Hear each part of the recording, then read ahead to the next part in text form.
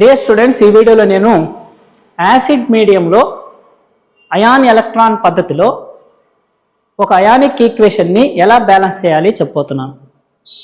ఇది మనకి ఇచ్చినటువంటి అయానిక్ ఈక్వేషను.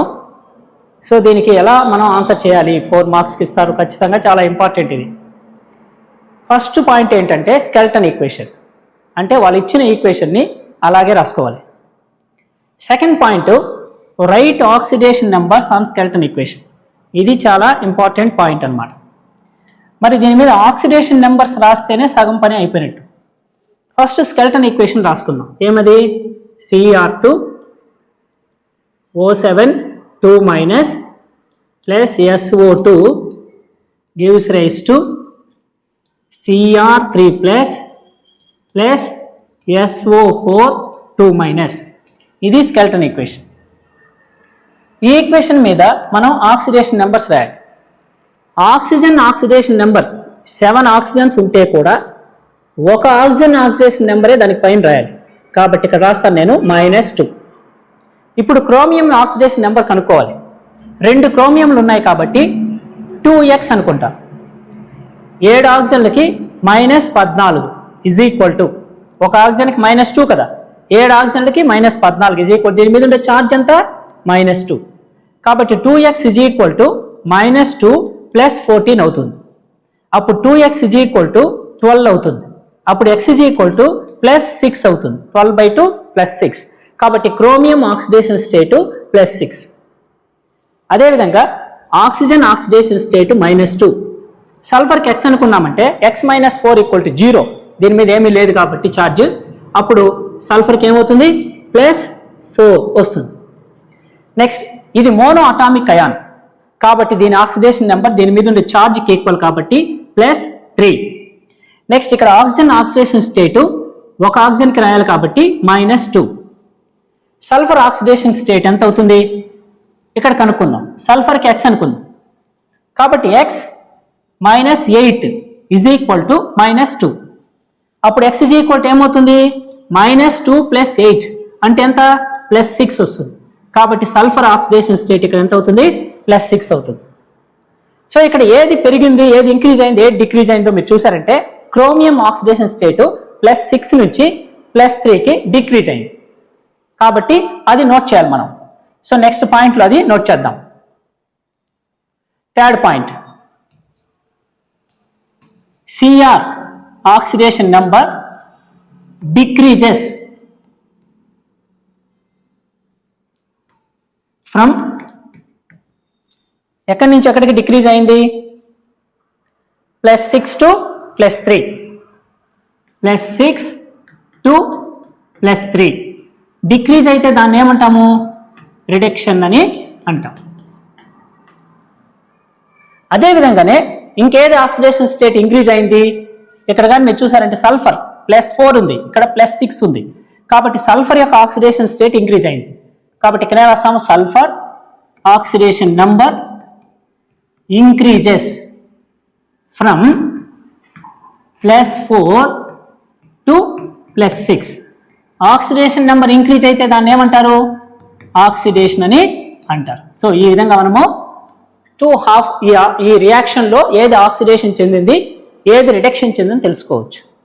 తర్వాత పాయింట్ ఏంటంటే ఇప్పుడు మనము 4th పాయింట్, 2 హాఫ్ రియాక్షన్స్, అంటే ఇచ్చినటువంటి రియాక్షన్ని 2 హాఫ్ రియాక్షన్స్గా మనం డివైడ్ చేయాలి.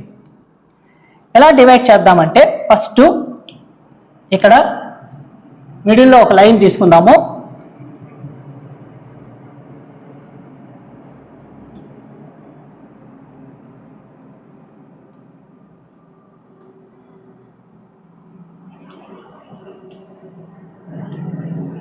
ఇక్కడ వచ్చి ఆక్సిడేషన్ ఆఫ్ రియాక్షన్, ఇటు సైడ్ ఏం రాసుకుందాము? ఆక్సిడేషన్ హాఫ్ రియాక్షన్ తీసుకుందాము. అటు సైడు రిడక్షన్ హాఫ్ రియాక్షన్ తీసుకుందాం. Oxidation of reaction, reduction of reaction. So ఈ విధంగా మనము 2 హాఫ్ రియాక్షన్స్గా డివైడ్ చేద్దాం. ఆక్సిడేషన్ ఆఫ్ రియాక్షన్ ఏం రాసుకోవాలంటే ఏదైతే ఆక్సిడేషన్ చెందిందో దాన్ని ఆక్సిడేషన్ ఆఫ్ రియాక్షన్గా తీసుకోవాలి. అంటే సల్ఫర్కి సంబంధించినటువంటి పార్ట్ అదేముంది ఇక్కడ, సల్ఫర్కి సంబంధించింది SO2 gives rise to SO4 2 minus. SO2 gives rise to SO4 2 minus. ఇది oxidation of reaction. Reduction of reaction ఏమవుతుంది, ఏదైతే రిడక్షన్ మిగిలింది అంటే Cr2O7 2 minus gives rise to Cr3 plus. Cr2O7 2 minus gives rise to Cr3 plus. ఇది reduction half reaction. So ఇప్పుడు first point ఏం చేయాలి మనం అంటే ఇక్కడ సపరేట్గా బ్యాలెన్స్ చేసుకుంటూ వెళ్ళాలి. First point balance other than H అంటే hydrogen and oxygen, H and O. ఇక్కడ 4 ఆక్సిజన్లు ఉన్నాయి, ఇక్కడ 2 ఉన్నాయి. అంటే సల్ఫర్ బ్యాలెన్స్ చేయాలి. Other than H and O అంటే సల్ఫర్ ఇక్కడ ఒకటి ఉంది, ఇక్కడ ఒకటే ఉంది. సల్ఫర్ ఆల్రెడీ బ్యాలెన్సింగ్లో ఉంది కాబట్టి మనం ఏం చేయాల్సిన పని లేదు, అలాగే రాసేయండి. SO2 gives rise to SO4 2 minus. సల్ఫర్ని బ్యాలెన్స్ చేయాల్సిన అవసరం లేదు. అదేవిధంగానే ఇక్కడ ఇటు సైడ్ కూడా సేమ్ పాయింట్ తీసుకుందాము. ఏం రాయాలి ఇక్కడ కూడా, బ్యాలెన్స్ అదర్ దెన్ H అంటే hydrogen and oxygen. Hydrogen oxygen తప్ప మిగిలిన వాటిని బ్యాలెన్స్ చేయాలి. ఇక్కడ మిగిలినవంటి ఏమున్నాయి, ఇక్కడ 2 క్రోమియంలు ఉన్నాయి, అక్కడ 1 క్రోమియం ఉంది కాబట్టి అక్కడ 2 వేయాలి. కాబట్టి బ్యాలెన్స్ చేసేటప్పుడు మనం ఏం చేయాలంటే క్రోమియంలు బ్యాలెన్స్ చేయాలి ఫస్ట్. కాబట్టి Cr2O7 2 minus gives rise to 2Cr3 plus. ఈ విధంగా క్రోమియంని బ్యాలెన్స్ చేసాం. నెక్స్ట్ ఇప్పుడు ఏం చేస్తాము, సెకండ్ పాయింట్కి వెళ్దాం. సో సెకండ్ పాయింట్కి వెళ్ళే ముందు మనం ఏం చేయాలంటే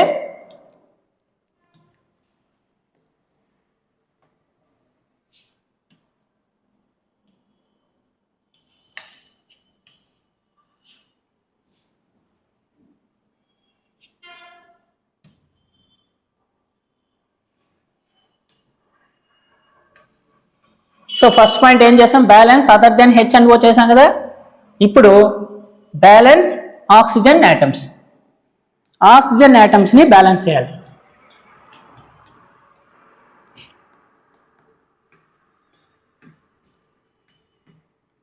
బ్యాలెన్స్ ఆక్సిజన్ యాటమ్స్. సో ఇటు సైడ్ కూడా బ్యాలెన్స్ ఆక్సిజన్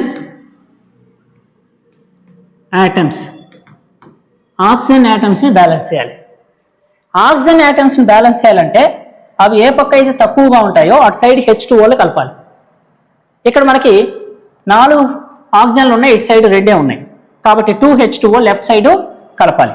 కాబట్టి SO2 gives rise to, మనం దాన్ని బ్యాలెన్స్ చేసేటప్పుడు SO2 plus 2H2O, 2 ఆక్సిజన్లు తక్కువగా ఉన్నాయి కాబట్టి 2H2O gives rise to SO4 2 minus. అదేవిధంగానే ఇప్పుడు దీన్ని బ్యాలెన్స్ చేయాలి. ఇక్కడ 7 ఆక్సిజన్స్ ఉన్నాయి, అటు సైడ్ లేవు కాబట్టి 7 H2Osని అటు సైడ్ కలపాలి. Cr2O7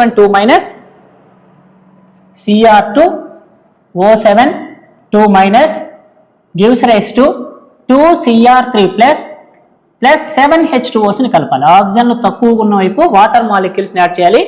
అది యాసిడ్ మీడియం అయినా బేస్ మీడియం అయినా ఇది మాత్రం కామన్. చాలా ఇంపార్టెంట్ పాయింట్కి ఇప్పుడు వెళ్తున్నాం, అదేంటంటే థర్డ్ పాయింట్, బ్యాలెన్స్ హైడ్రోజన్ యాటమ్స్ని బ్యాలెన్స్ చేయాలి ఇన్ యాసిడ్ మీడియం. ఇక్కడ మనం మెన్షన్ చేయాలి ఏ మీడియంలో అని, యాసిడ్ మీడియంలో బ్యాలెన్స్ చేస్తాం. సేమ్ అదే విధంగానే balance hydrogen atoms in acid మీడియంలో బ్యాలెన్స్ చేయాలి. యాసిడ్ మీడియంలో బ్యాలెన్స్ చేయాలంటే హైడ్రోజన్లు తక్కువగా ఉన్న వైపు H+ అయాన్స్ని కలపాలి, అంతే ఇంకేం లేదు.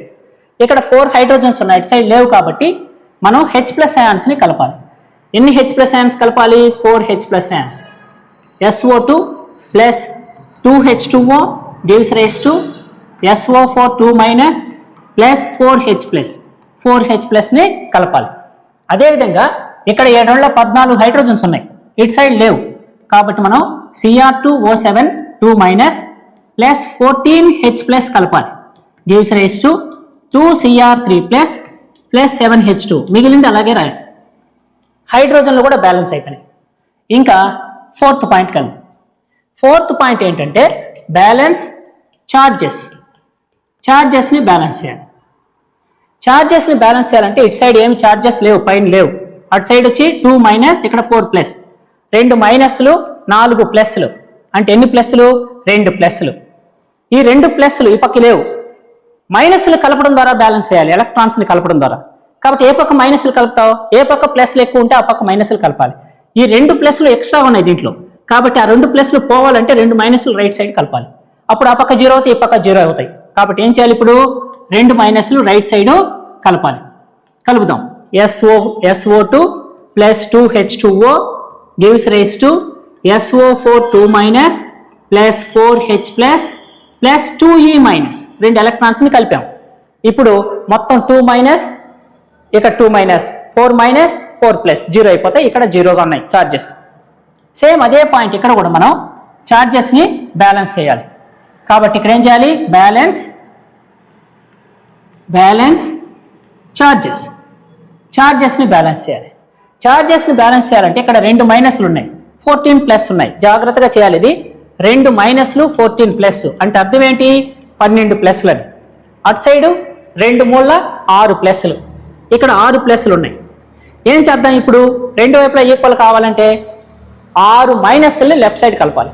అప్పుడు 6 మైనస్లు 6 ప్లస్లు పోతే 6 ప్లస్లు మిగులుతాయి. కాబట్టి ఇక్కడ ఏం చేయాలి? 6 మైనస్ కలపాలి. 6 మైనస్ కలుపుదాం. Cr2O7 2 minus plus 14H plus plus 6C minus gives rise to 2Cr3 plus plus 7H2O. So 6C మైనస్ని కలిపేశాం. ఇంకా చివరి పాయింట్, ఈ బ్యాలెన్స్ ఈక్వేషన్లో చివరి పాయింట్ ఏంటి అంటే బ్యాలెన్స్ ఛార్జెస్ని మనము బ్యాలెన్స్ చేయాలి. సో ఏ విధంగా బ్యాలెన్స్ చేస్తాం? ఛార్జెస్ బ్యాలెన్స్ చేయాలి. కాబట్టి ఫిఫ్త్ పాయింట్ బ్యాలెన్స్ ఛార్జెస్ అయిపోయింది, balance number of electrons. Charges అయిపోయింది. లాస్ట్ పాయింట్ నెంబర్ ఆఫ్ ఎలక్ట్రాన్స్ని బ్యాలెన్స్ చేయాలి. సేమ్ అదే విధంగానే బ్యాలెన్స్ నెంబర్ ఆఫ్ ఎలక్ట్రాన్స్ని ఈక్వల్ చేయాలి. సో అక్కడ 6 మైనస్లు ఉన్నాయి, ఇక్కడ 2 మైనస్లు ఉన్నాయి. కాబట్టి దీన్ని 3తో మల్టిప్లై చేస్తే మొత్తం ఈక్వేషన్ని 6 మైనస్ అయిపోతాయి కదా. అప్పుడు దేంతో మల్టిప్లై చేయాల్సిన అవసరం లేదు. అక్కడ 6 మైనస్ ఉంది, ఇక్కడ 2 మైనస్ ఉంది. కాబట్టి దాంతో మల్టిప్లై చేయాల్సిన అవసరం ఈ సందర్భంలో లేదు, ఎందుకంటే ఒకే టేబుల్లో వస్తాయి కాబట్టి. అప్పుడు మనం ఏం చేయాలంటే ఈ ఫస్ట్ ఈక్వేషన్ మాత్రం 3తో మల్టిప్లై చేద్దాం. 3తో మల్టిప్లై చేస్తే 3SO2 plus 3 2 6H2O gives rise to 3SO4 2 minus plus 3 4 12H plus plus 3 2 6C minus. ఇక్కడ ఉండేదాన్ని అలాగే వేసుకోవాలి, దీన్ని దేంతో మల్టిప్లై చేయాల్సిన అవసరం లేదు. Cr2O7 2 minus plus 14H plus plus 6C minus gives rise to 2Cr3 plus plus 7H2O. So అన్నిటినీ కూడా మనము బ్యాలెన్స్ చేసేసాం. ఇప్పుడు ఏం చేయాలి? ఈ 2 ఈక్వేషన్స్ని యాడ్ చేయాలి. కాబట్టి అది 4th పాయింట్గా తీసుకుందాము. నెక్స్ట్ పాయింట్ ఏం చేయాలి? మనం యాడ్ చేయాలి. 5th పాయింట్ అది టేబుల్ అయిన తర్వాత యాడ్ అబౌవ్ 2 ఆఫ్ రియాక్షన్స్. ఈ 2 రియాక్షన్స్ని యాడ్ చేయాలి. ఎలా యాడ్ చేయాలి? యాడింగ్ అనేది చాలా సింపుల్ అనమాట. ఫస్ట్ మనము ఈ ఈక్వేషన్స్లో మనకి లెఫ్ట్ సైడ్ ఏముంది, రైట్ సైడ్ ఏముందో చూసుకొని యాడ్ చేయాలి. 3SO2 ప్లస్ 6H2O ఉంది, అది రాసుకోవాలి. ఏం రాయాలి? 3SO2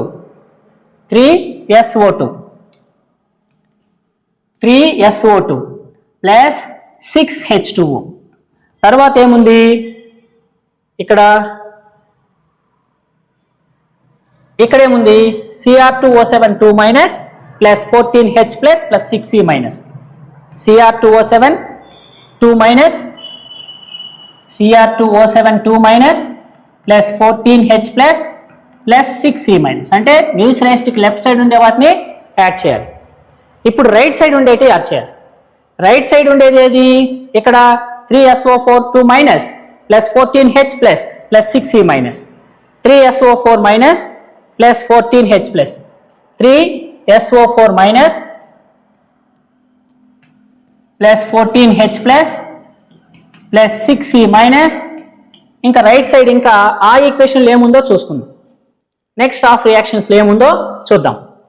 ఇక్కడ 2Cr3 plus 7H2O, 2Cr3 plus 7H2O, 2Cr3 plus 7H2O, 2Cr3 plus 7H2. ఒకసారి చెక్ చేద్దాము. ఈ రైట్ సైడ్ కలిపింది డౌట్గా ఉంది. సో రైట్ సైడ్ కలిపింది వచ్చి మనం ఏమేమి కలిపామంటే ఇప్పుడు 3SO4 2 మైనస్ ఉండాలి. 3SO4 2 minus, 3SO4 2 minus. Okay, ఇప్పుడు క్యాన్సిల్ చేద్దాము. ఇక్కడ 6e minus cancel, 14H plus cancel అయిపోయినాయి. సో ఎందుకు 14H ప్లస్ క్యాన్సిల్ అయిందంటే బోత్ సైడ్స్ ఈక్వల్గా వచ్చినాయి. ఎందుకంటే ఇక్కడ 14H ప్లస్ ఇక్కడ 7H2 అనేది 14H ప్లస్ కలిపాము, ఈక్వల్ అయింది. సో ఇప్పుడు మనం ఏం చేయాలంటే ఇక్కడ కూడా 4H ప్లస్, ఇది మనం 3తో మల్టిప్లై చేస్తున్నాం. 3 4 జా 12, ఇక్కడ 3 4 జా 12H ప్లస్, కాబట్టి 12 అది రైట్ సైడ్ 12H ప్లస్, 14 కాదు ఇది 12. కాబట్టి 14లో 12 తీసేస్తాము, అప్పుడు 2H ప్లస్ మిగులుతుంది. ఇక్కడ 2H ప్లస్ మిగులుతుంది. కాబట్టి రాద్దామా ఇప్పుడు ఫైనల్ ఈక్వేషను 3SO2, 6H2 ఉంది, అటు సైడ్ పంపిద్దాం, ఆ పక్క 7H2 ఉంది కదా, ప్లస్ Cr2O7 2 మైనస్, ఆ తర్వాత 12H2 పక్క వస్తే 2H ప్లస్ మిగులుతుంది, 2H ప్లస్. ఆ తర్వాత ఇక్కడ కొట్టేసి రాసేద్దాం ఒకేసారి, ఎందుకంటే మళ్ళీ కన్ఫ్యూజ్ అవుతారు కాబట్టి. ఇక్కడ ఇది 14H ప్లస్, ఇది 12H ప్లస్, రెండింటిని ఒకేసారి రాసేద్దాం కొట్టకుండా. అంటే ఇక్కడ 14H ప్లస్, ఇక్కడ ఎంత ఉంటుంది 12H ప్లస్, ఇది ఇటు సైడ్ వస్తే 2H ప్లస్ మిగిలింది, గివ్స్ రైజ్ టు ఇక్కడ 3SO4 2 minus plus 2Cr3 plus 7H2, అటు సైడ్ నుంచి ఒక 6H2 ఇప్పటి సైడ్ వస్తే ఒక H2O మాత్రమే మిగులుతుంది. సో ఇక్కడ మీరు చూసారంటే ఇది మనకి బ్యాలెన్స్డ్ ఈక్వేషన్. ఒకసారి చెక్ చేద్దామా, hence the equation is balanced.